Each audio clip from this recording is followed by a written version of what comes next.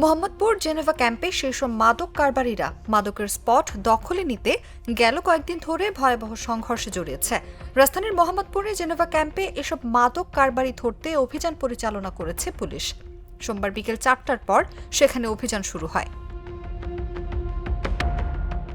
ডিএমপির তেজগাঁও বিভাগের মোহাম্মদপুর জোনের অতিরিক্ত উপপুলিশ কমিশনার জুয়েল রানার নেতৃত্বে অভিযান শুরু করে মোহাম্মদপুর থানা পুলিশ।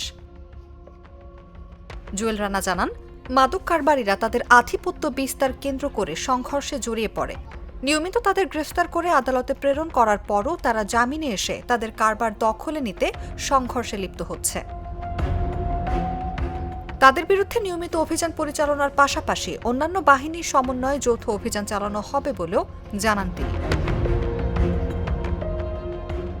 নিয়মিত আসামি এখানে ধরতেছি, কিন্তু আপনি দুঃখজনক বিষয়, মাত্র 15 একর জায়গায় একদম গিঞ্জিভাবে 15 একর জায়গায় প্রায় 70-80 হাজার মানুষ বাস করে এবং দেখেন অবস্থা দেখেন, এবং প্রচুর অপরাধের সাথে যুক্ত। মানে আমাদের যা সামর্থ্য আছে, বললাম তো আমরা দিন রাত, আমাদের তো অধিকাংশেরই সংসার বন্ধ প্রায় শেষ করে আমরা এখানে ধরেন অভিযান করি। গতকালকে কতজন ধরছি আমরা?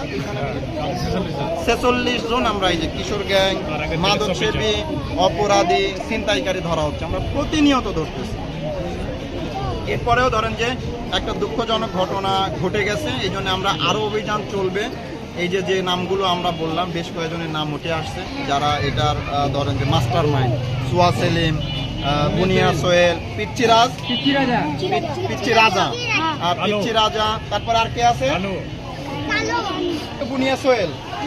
এই যে 4-5টা গ্রুপ, এই গ্রুপগুলো এক হয়ে গেছে। আরেকটা, প্রত্যেকের বিরুদ্ধে অসংখ্য মামলা আছে, অসংখ্যবার এদের ধরা হয়েছে, কিন্তু তারা ওই যে আইনি প্রক্রিয়া বের হয়ে আসে, আবার যুক্ত হয়ে আমরা আবার ধরবো, আবার তাদের বিরুদ্ধে কঠিন অ্যাকশন নেওয়া হবে। আমরা নিজেরা একটা দ্বন্দ্ব লাগায় রাখছিলাম, এক গ্রুপ আর এক গ্রুপ। আমাদের তথ্য দিতে জানেন, কিছুদিন আগে এখানে প্রায় 2.5 কোটি টাকার মতো ধরা হয়েছে।